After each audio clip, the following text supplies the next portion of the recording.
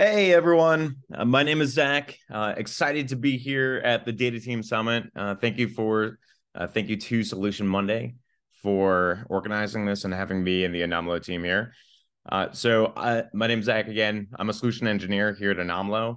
What we do at Anomalo is we're a modern data quality platform that automatically detects anomalies in your data and finds the root cause.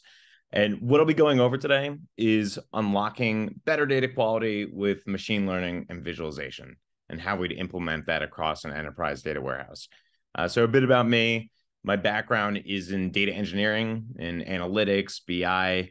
My previous position was at Tableau as a solution engineer, in which I spent a lot of time doing visual analytics, and at Capital One as a data engineer. So let's get to it. Before I get started, feel free to ask any questions in chat. We'll have people answering, as well as myself.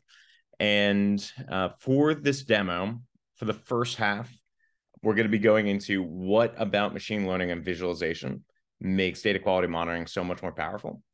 And then for the second half, I'm going to go into an actual example of this, a little bit of a brief demo.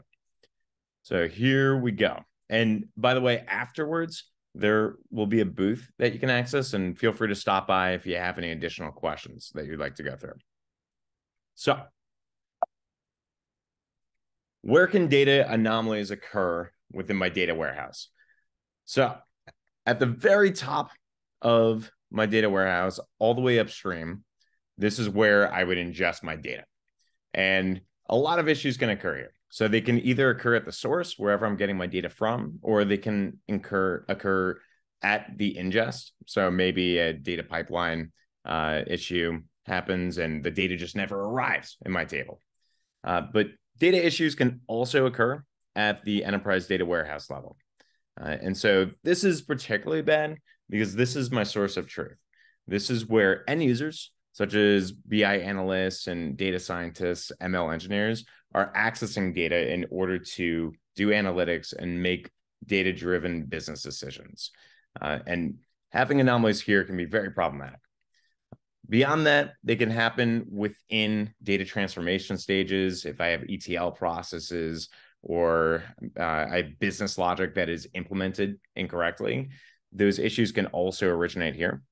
And then even all the way downstream, issues can originate within ML models. Maybe I've trained my model on the wrong set of data, or within a BI dashboard, I could have calculated a metric incorrectly, and anomalies can originate there.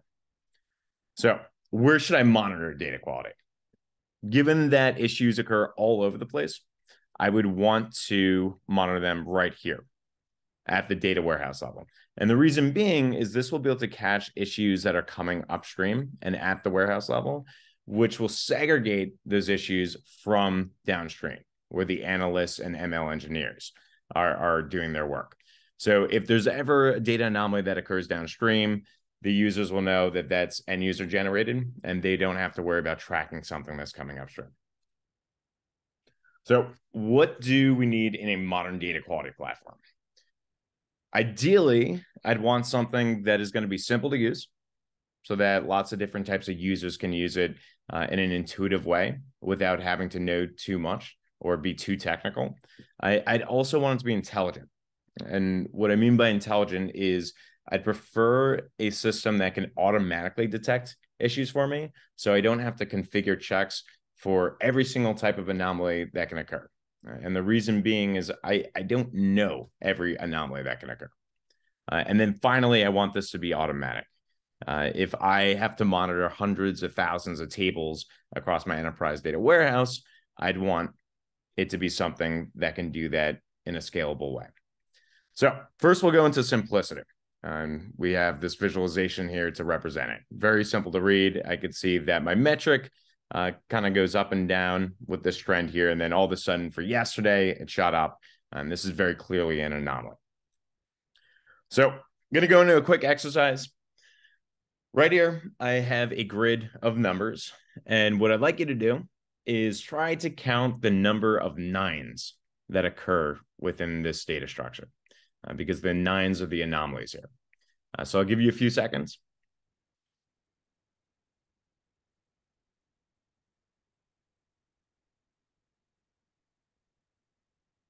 All right, time's up. So how many nines are there? There are 8 of them, and they're all highlighted in red. Don't worry if you weren't able to count them all in the time period. It wasn't too much time. And don't worry if the number was higher or lower than what you actually counted. The point of this exercise is to show that humans are visual creatures. And for me, it's a lot easier to count up the number of nines when they're differentiated in some way. And here the visual cue is color. So it's very easy for me to go 1, 2, 3, 4, rather than scanning through every single number here. Now, beyond that, there are other indicators that I could use to quickly arrive to an answer. We just went over color, but another one will be distance. Here, I've got the number or the different numbers that are occurring within my grid and the number of occurrences for each number. So for example, 9, I'm seeing the color is drawing me to this particular value where my anomalies are. I could see very quickly that there are 8 occurrences of the number 9 having. So I don't have to count every single value within the grid, nor do I have to count every single 9. I could see the answer in this one-dimensional line right here. So when we talk about ease of use and simplicity, we want to make sure that visualizations are being used so that lots of different types of users feel like this is a tool that would be accessible to them. So what types of users do we have along the data stack? We have analysts, people working within dashboards like Tableau, Looker. We also have data engineers. So these would be users that might be responsible for ETL flows, creating data marts, doing business logic, and then data scientists who are involved in the ML and modeling. Now, the actual ecosystem isn't going to be this segregated and this siloed. We could have lots of users involved in the same area. So, for example, in the world of BI and analytics, we've seen a very big shift over the past 10 years from a place where BI is managed by central IT, and those would be the Cognises and Bob J's and Crystal Reports of the world, over to a blend of self-service and these modern platforms like Tableau and Looker. So we're seeing users in lots of different places contribute. Now, what we're trying to do, what we'd want to see in a modern data quality platform is we'd want to see that same type of democratization and self-service capability so that all users would be able to contribute, anyone who works with data. Now, different organizations might want to manage this in different ways. Maybe some analysts would only care about getting alerts, but they wouldn't want to create their checks. But if they were to create their own checks, they'd want to do it in a no-code and simple way. So we covered how visualizations can make it really simple for users to be able to be involved in data quality monitoring. But we also want a platform that's going to be highly intelligent. And by that, I want to use unsupervised machine learning to detect the anomalies that I wouldn't know to look for, my unknown unknowns, as well as a way to go through a root cause analysis in a way that I don't have to do it on my own. This is already provided for me. So there are going to be a few different categories of checks. One would be validation rules. And historically, this is probably the category that a lot of users are familiar with. Validation rules would be things like, I care about every single value within a record or a column. Maybe I want to make sure that the values are never null in a column, or they're always unique. They're never duplicate values. But these are very granular, and they can be really brittle. They're not looking at a high level. And as my data changes over time, they can create a lot of false positive alerts. Metric anomalies are going to be another type of check that users will be really familiar with. And these are aggregate level checks. So as a business user, I might care about certain KPIs that are going to be important to me, such as my average number of tickets over time that I'm selling in a business of shows and concerts. I'd want to track that over time. So here I will get these overtime visualizations, and these can reduce false positives because if time series models are implemented, those models will change with the data, and I won't be alerted unless there's an extreme anomaly given the context of how that data changes. Now, that being said, these two are what we're used to seeing in legacy data quality tools, and these can be really helpful. However, I won't be able to scale them in an enterprise warehouse. I can't write hundreds of these checks for thousands of tables and manage them over time. I'll be getting a lot of false positive alerts, and it'll take a considerable amount of time for me to manage. So that's where unsupervised data monitoring comes in. And this is going to allow me to automatically detect anomalies and find the root causes before anyone else. And this is going to be catching those unknown issues. So visualizations make data quality monitoring very simple, and unsupervised machine learning makes data quality monitoring very intelligent. We're catching all these significant issues. The last part of this is I'd want a modern data quality platform to be automatic. It needs to be scalable if I'm monitoring thousands of tables. And alerting is going to be a part of that. I need the option to route different alerts to different notification channels. And that could be across different tools like Slack or PagerDuty or Microsoft Teams, as well as to different teams. Certain teams might care about monitoring hundreds of tables. Maybe a team of data engineers want to make sure that a bunch of ETL pipelines are always working. Whereas maybe I'm on a business analyst team and there's only 2 tables that we use every day. And maybe there's only certain key metrics that I care about. I only want to get alerted on those so I don't have to scroll through a bunch of other alerts. So how do we make this automatic? Well, one, I need to have good coverage. As soon as I say I want to configure a table, Anomalo or this modern data quality platform should automatically start monitoring my data without any specific configuration. And then I want to be able to get alerts on issues that are found. So if Anomalo is going to be monitoring my data automatically, if it finds an alert, I need to be notified immediately. And then finally, in that modern platform, I need a way to resolve issues quickly. If I find an issue and I'm spending too much time trying to figure out why that issue is occurring, then I'm still spending too much time in a place that I don't want to. Maybe I'm an analyst and I want to be doing analytics, but I find that over half of my time is actually spent towards resolving data issues. So that is where a root cause analysis feature comes in handy. As long as it's automatically generated, that will save me that time.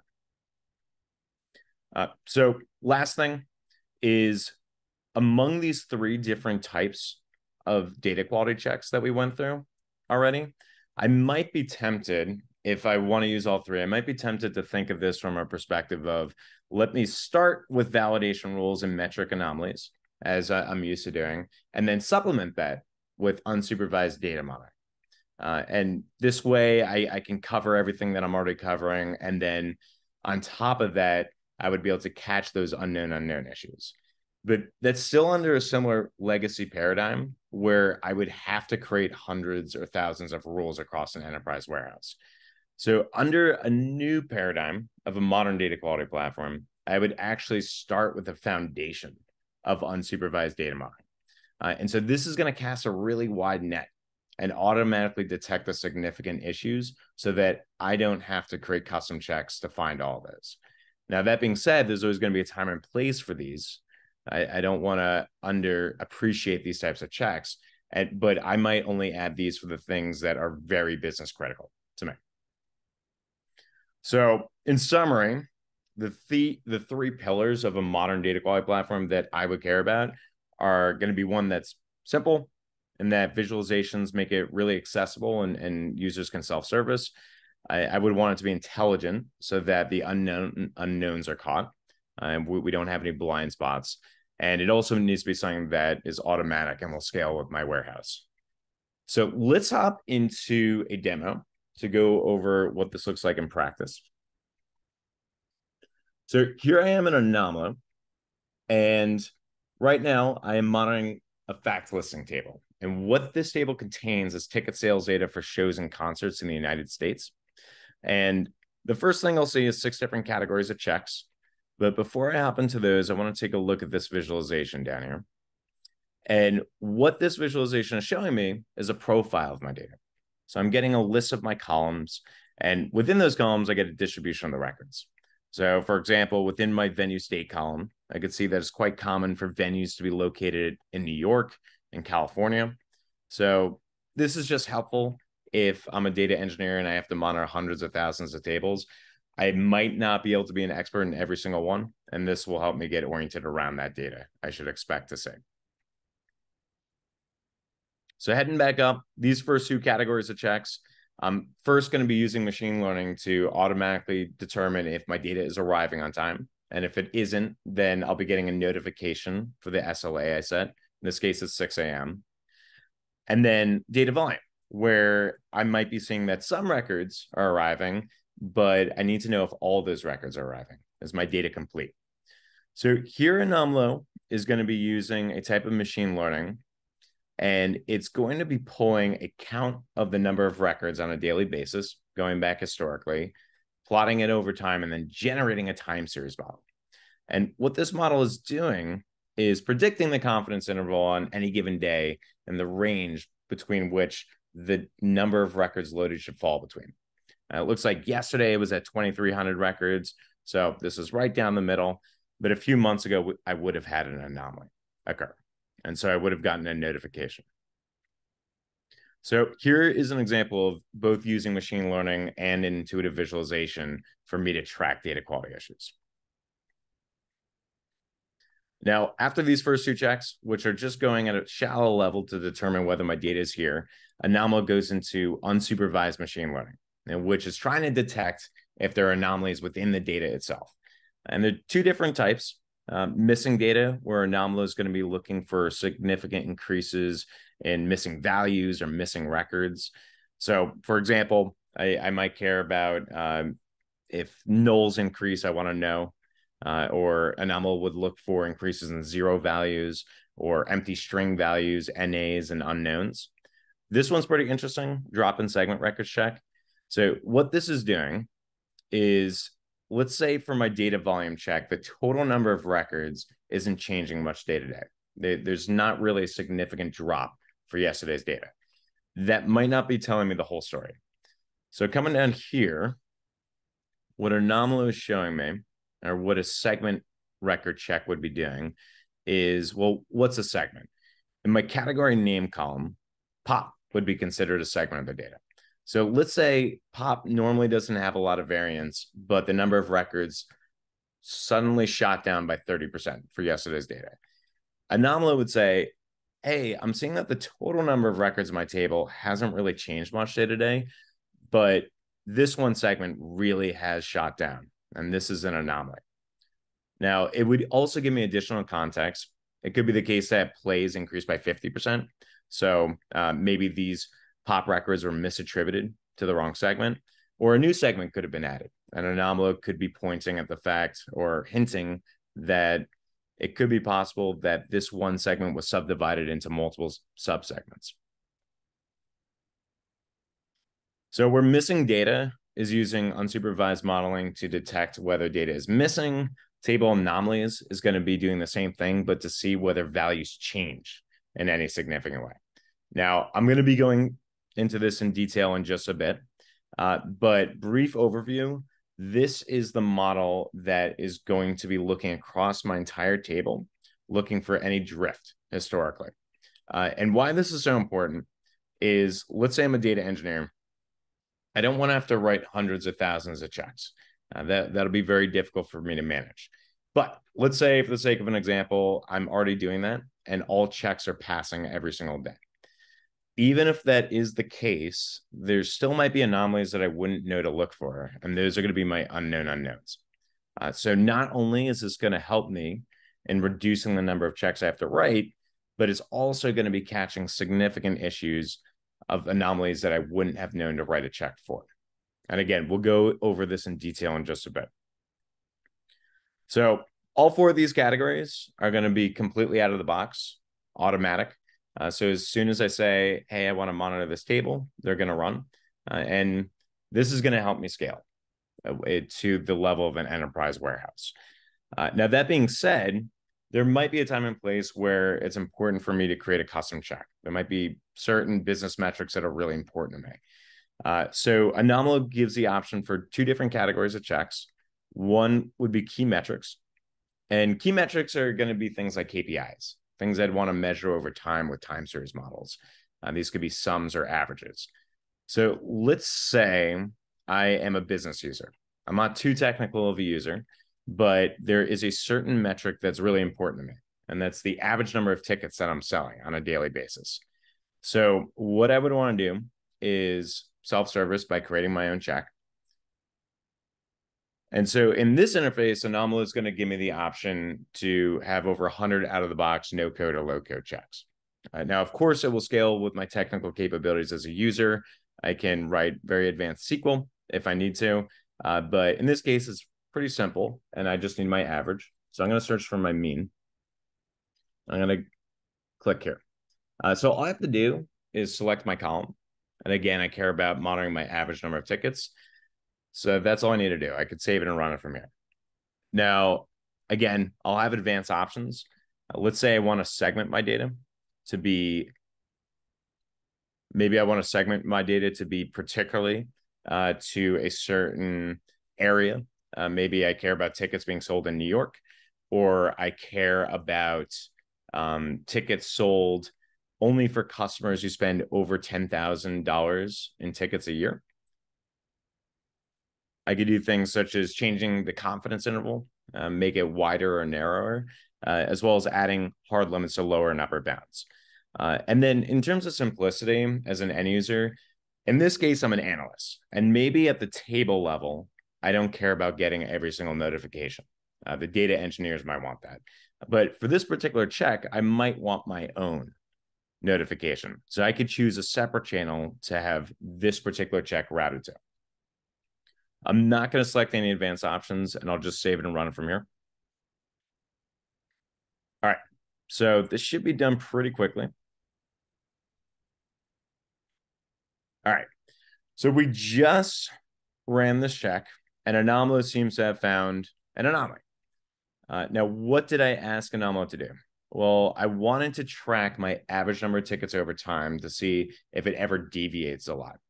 And Anomalo calculated that metric, plotted it over time, and then again generated a time series model.